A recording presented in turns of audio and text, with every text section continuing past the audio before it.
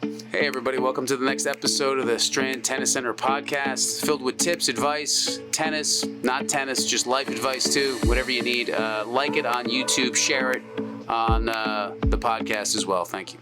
All right, everybody, welcome to the Strand Tennis Center podcast.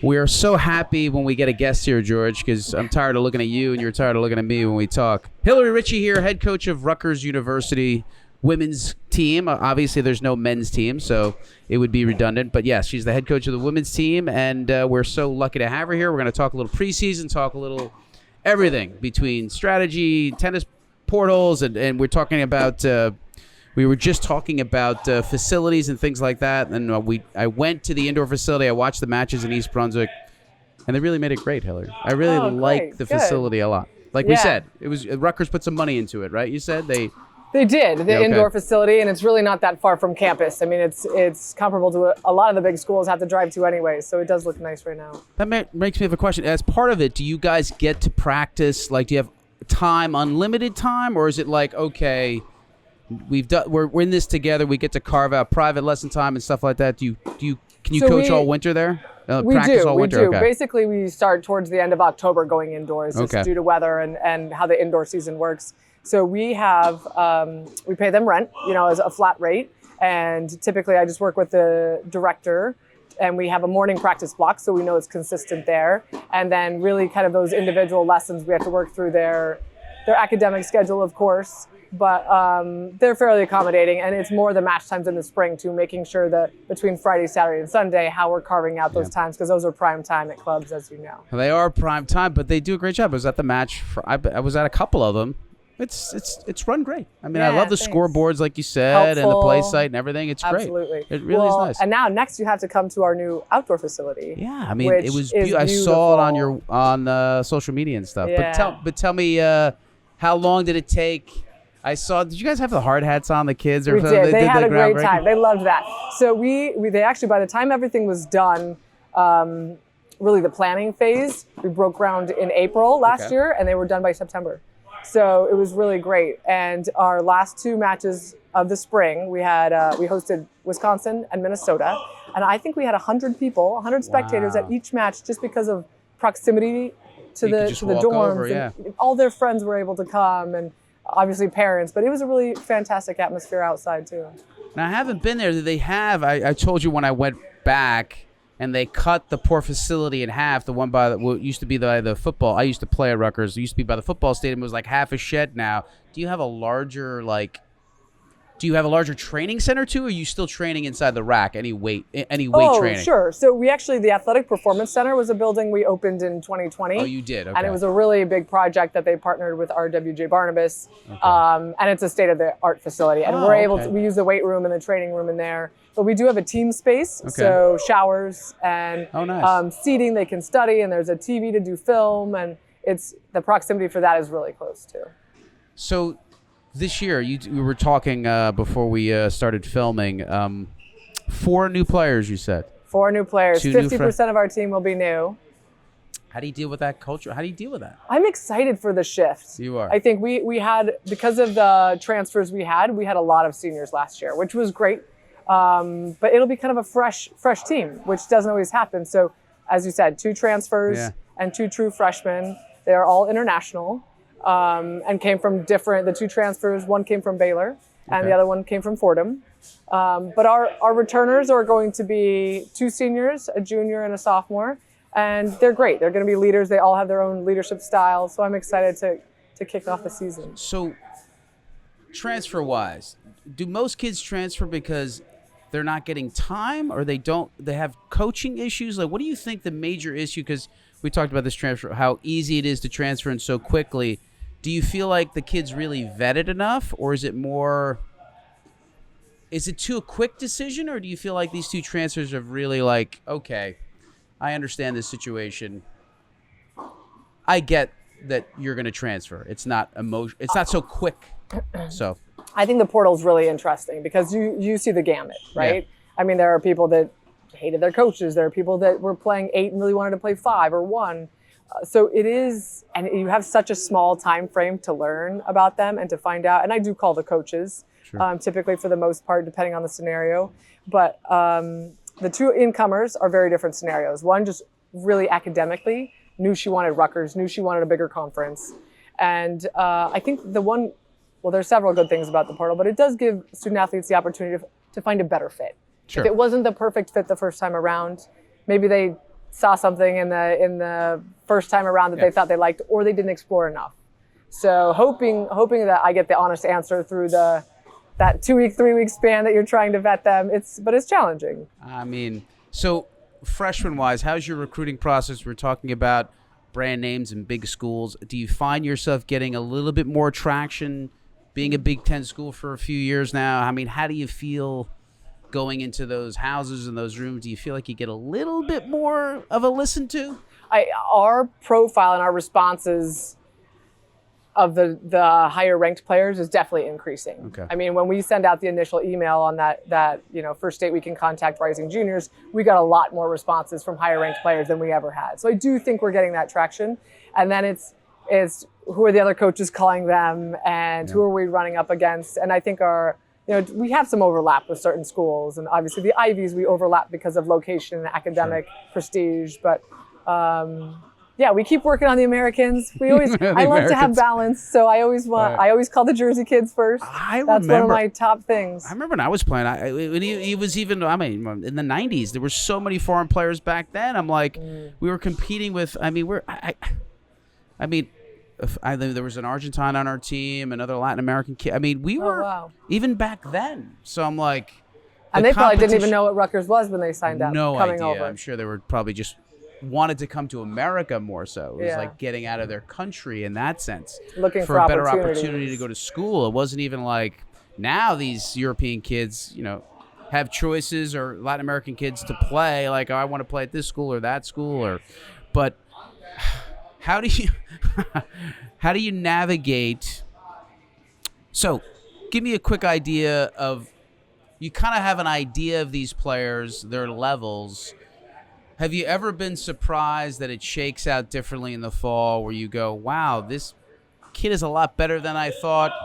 Or does it usually shake out to your instincts? Like, do you ever get surprised by a player? I think the surprise more comes from a player you've had for 1 or 2 years, and then they go home for the summer, and they either do a lot of work or they do no work. I mean, that's actually one of the biggest things, is how much work do they do over the summer? But now you do have scales and things, you have your ITF rankings, your UTR, your WTN. There's so many acronym rating systems we have out there. Keep track. But at least now you do have comparable measurements. And I do think some of the Americans are traveling more. So if you know one of the American players and you see how they do in an international tournament, it helps us gauge that level of the tournament. Do you how do you run? Just give me an average practice. Give me an idea of. You haven't set the lineup yet in the beginning. How do we look at a practice from you? Yeah. So we obviously start out with a lot of fitness testing and drilling the first couple of weeks. But we go into match play and practice sets pretty early on. And we typically try to have a full match at least once a week if we can, and have people play a variety. But you pretty quickly see who's going to be at least maybe the top half or the bottom half. And it's hard too, because competing in a practice sense is different than competition when it means something, when it means something in a dual match. So sometimes you see who's the gamer and you see who's the practice player, but that can take longer for us to see. But those fall tournaments are very helpful for that. Yeah, the fall is great for that because you're playing kind of, a tournament, but as a team. So you're not playing, against another team. You're playing like a tournament, but people don't understand. You're kind of like, if you're a 1 player, 2 or 3 or 4 player, you're playing in a bracket against other 3s or 4s, and then hopefully you win your bracket and blah, blah, blah. But it's a good way to see how it shakes out. Have you ever... but you're in the middle of the season. Does your challenge system work? Do they keep their spot for a certain period of time? How many matches do they feel comfortable? Do they lose 3 matches in a row? Are they worried? Are they asking Coach Hillary, hey, I hope I keep my spot? How does that work? That's one of the hardest things, is deciding when to move people up or down based on performance, not based on injury or something else. Because you don't want to move a player down because it could hurt their confidence. But strategically, when you look at it from a coaching standpoint, you could think, wow, I think they would be a lot stronger lower in the lineup. And then also now you see more and more scenarios where coaches will challenge your lineup if they think that, based on, hey, that person hasn't won 3 spots in a row or 3 matches in a row, and the person behind them is 5-0 in their last matches. They'll ask you to flip it. Oh, they will. The coach will. It's getting a lot more interesting. But I know. I can't believe that they think, well, you're stacking the lineup. I mean, that's basically it. Your players lost. And a lot of that comes with, after you've been in coaching a long time, you should, if there are other coaches you have these relationships, they trust you. They know you. They maybe even know your team really well if they're seniors. So hopefully there is that level of trust and respect that someone's not stacking their lineup. Jesus, I didn't know it got to that point where the coach thinks you're stacking because the kid lost. Or they'll protest. They'll basically say, I think this is inaccurate. Here's my protest.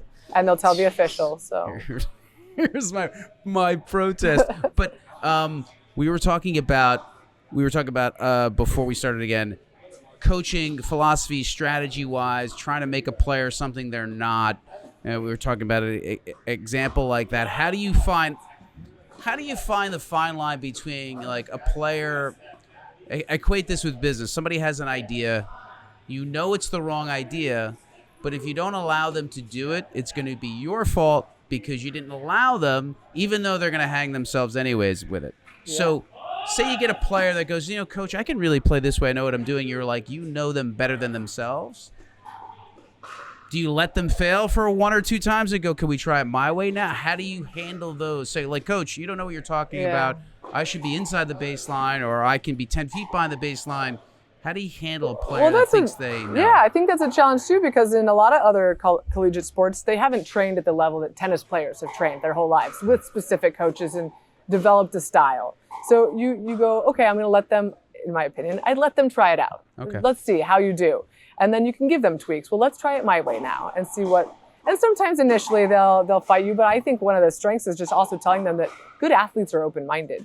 Even though you've been playing this way for a long time, just be open and try it my way. And then if that doesn't work, we can go back. Okay.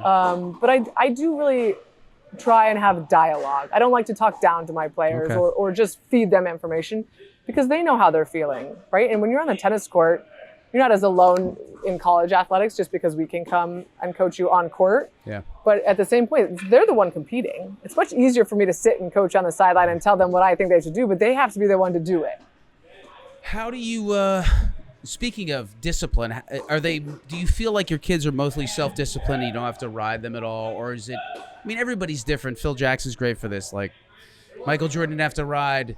Horace Grant could ride. Scottie Pippen was more sensitive. This is years ago in the 90s, George. You remember the Chicago Bulls, George? Yeah, good. So, and with the transfer being so easy, do you get afraid to go, all right, if I ride this kid too much, they're just going to leave? How does that whole dynamic work? There is that trepidation now, I think, with coaches and also knowing that, accusations get thrown out very easily now, and what you can say is very different, or what you can even have for consequences.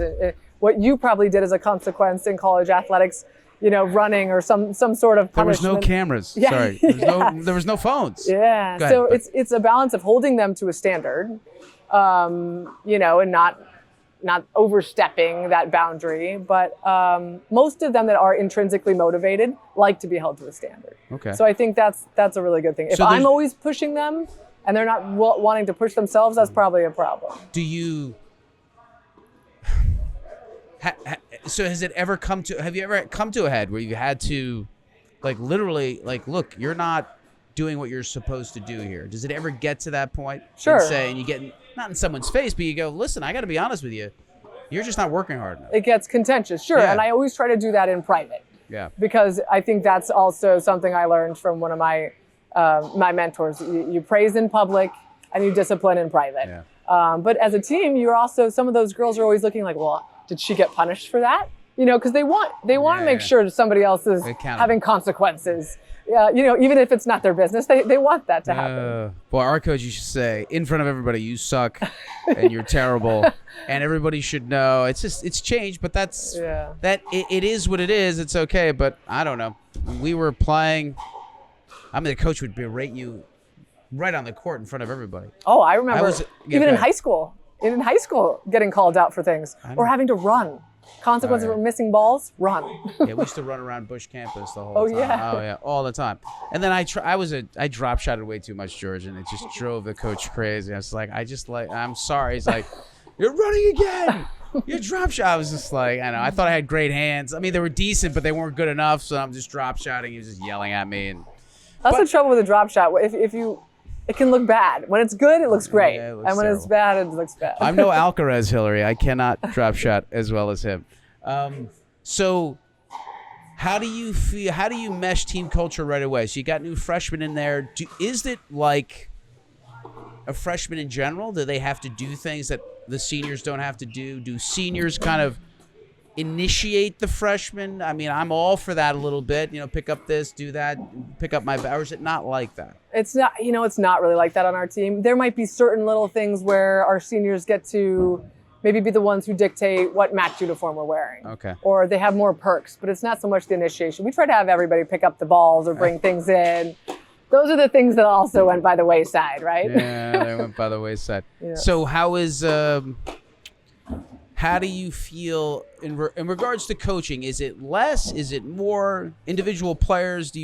I mean, everybody's different. Do you find yourself talking a lot less or a lot more in matches, do you think, in general? I think it really depends on the player. It's whose court I'm on. And that's what's also hard when sometimes you get a transfer or even a graduate transfer. You have 1 year to learn that person and to coach them. Where the people who I have coached for 3 years, Jackie Lopez, Min Chae Kim, I know how to approach them on court more. Yeah. And most of them like a little different things. Somebody likes me to maybe just be positive, or somebody wants tactical, give me a pattern that works against this opponent. So Now, the freshmen, recruiting them, understanding you, was it a no-brainer? Was it a situation they always wanted to go here? Or did you feel like I have to make a connection with this kid and those recruits? I definitely go on connection in the recruiting process. So both of our incomers are international, and we did a lot of video calls, and we did, WhatsApp.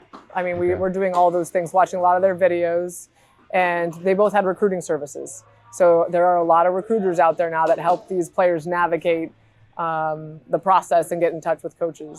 Now, was it in a situation where they were your first choice and you had to decide, or was it competitive in a way that, like, well, we want this kid, I think they have some other options, or how did that go? Both players had other options. Okay. And so it's kind of this weird matching. Timing is everything.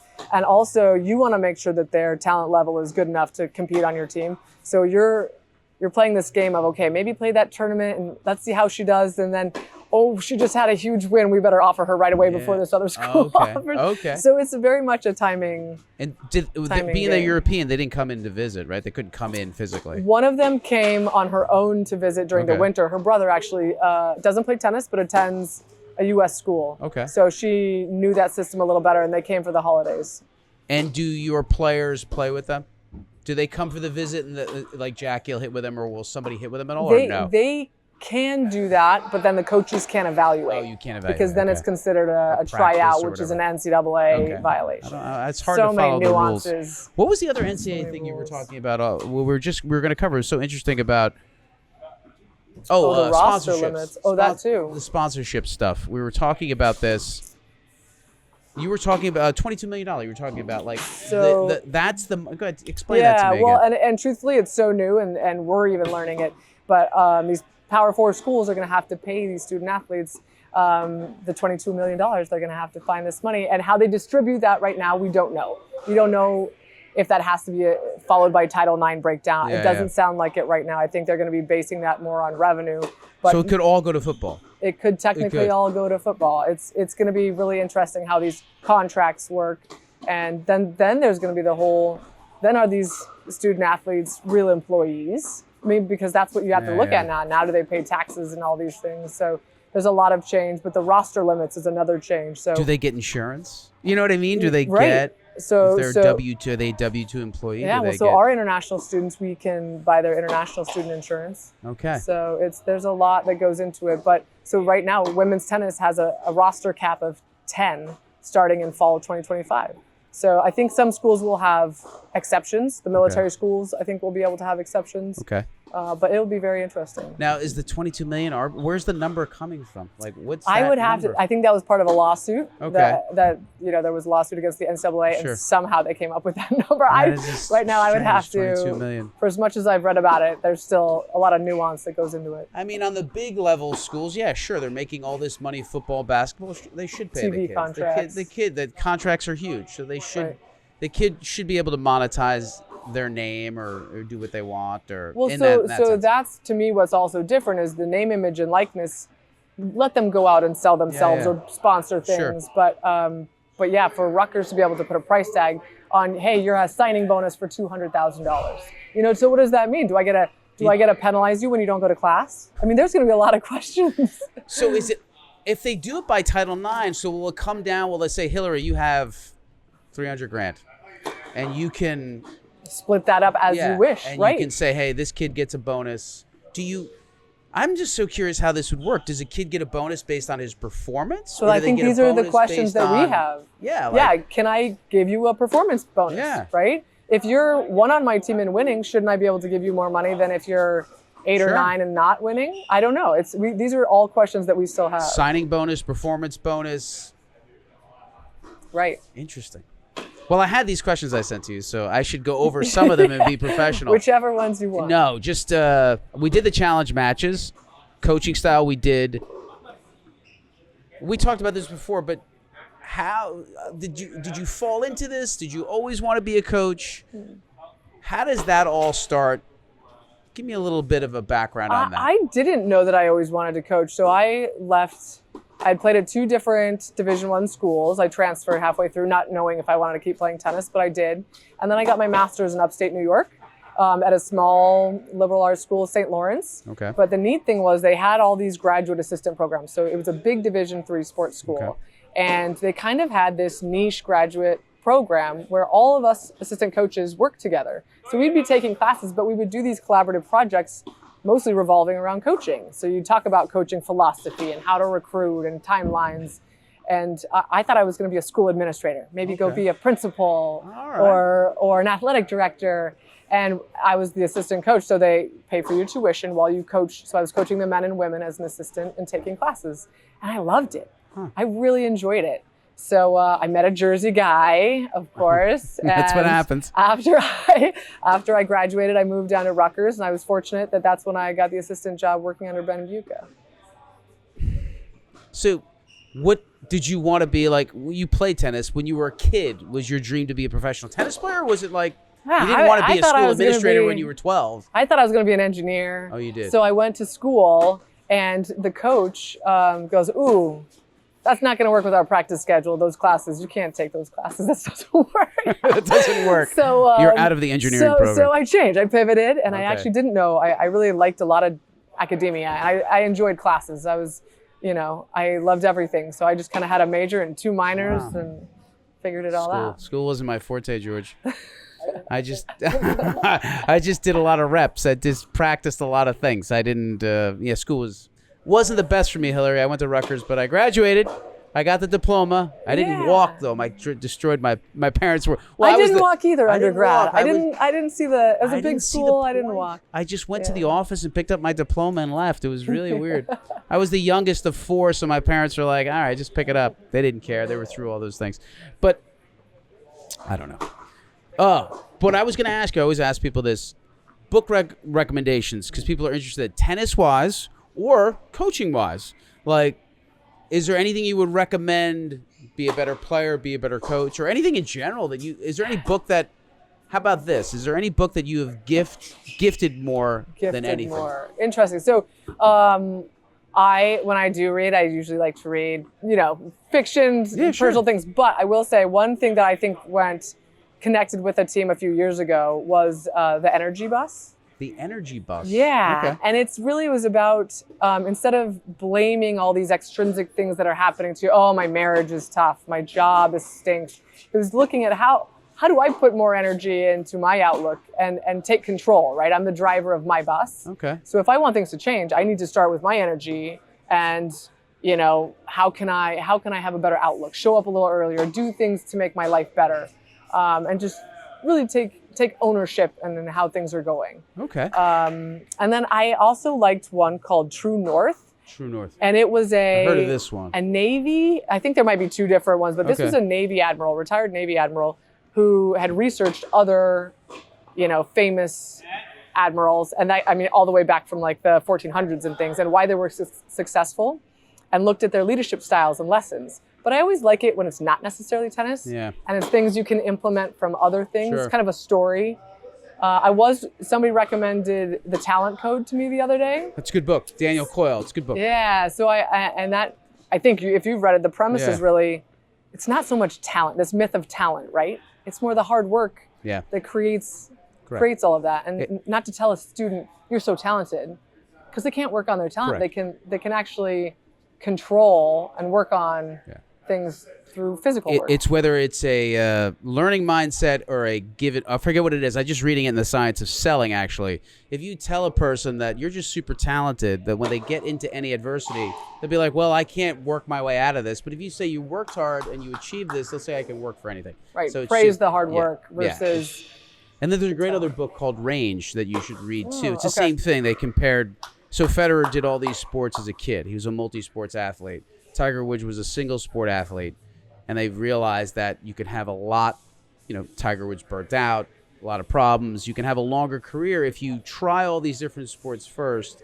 And then when you find that you really have an aptitude for something, the parent can then double down on that instead of forcing your kid to play one sport right away. So Range is a good book. Have a wide range of things that you try, and then it'll make you less burnt out and more motivated to play when you're focused on one thing. And I believe in that as a coach, and I'm in that field now navigating it as a parent because there's so much pressure as a parent. All the coaches are telling you, or all the friends' parents, why isn't he on travel this? Whoa! Heads up! Jeez, YL.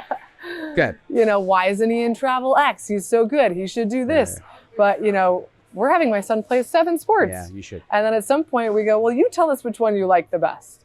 And it's funny, right now he's liking hockey the best, but it's the one that I think he's not the worst at, but in relationship to his peers, he's not as strong. So in some ways, great, go for it. You love it, keep doing it. Yeah, you have to. You got to have the kids try different things.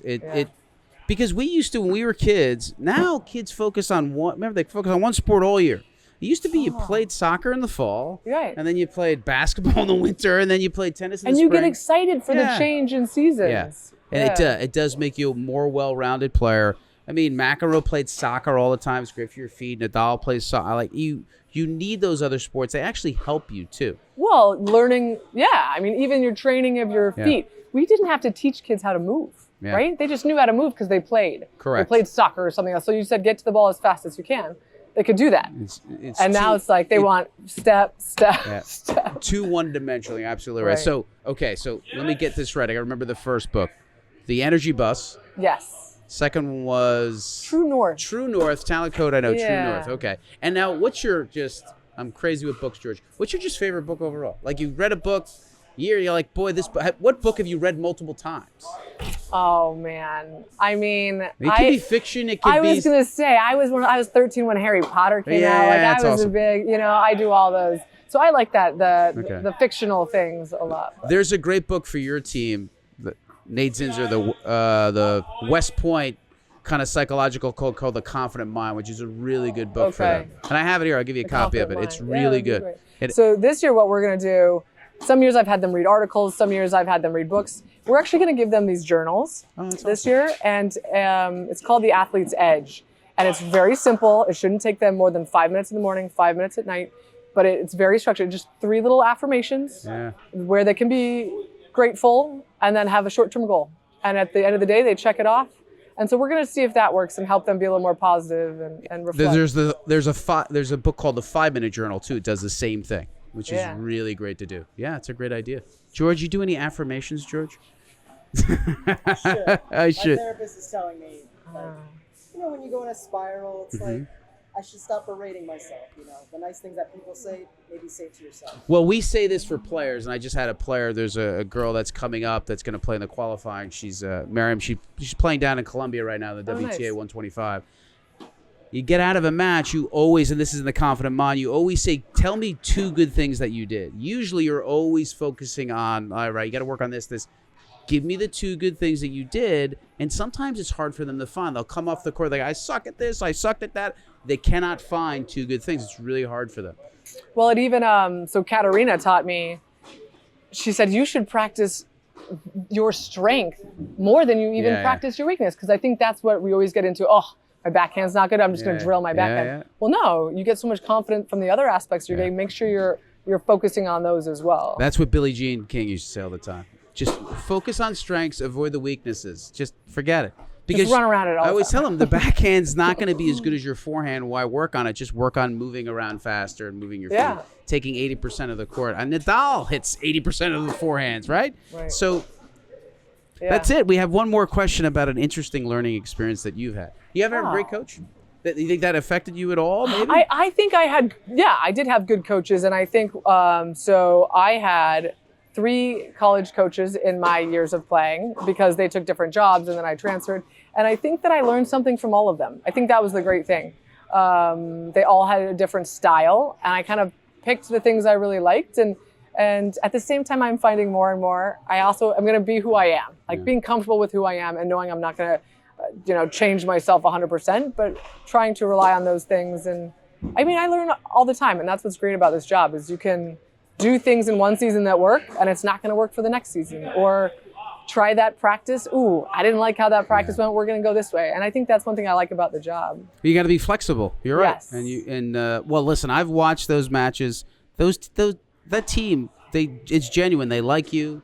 They like the assistants. They like each other. It's a good environment out there. Yeah. They have a good time. And they really should. Because Isn't that what it should be about? Because let's be honest, 99% of people are not going to be professional. Right. This is their last experience to play and be on a team.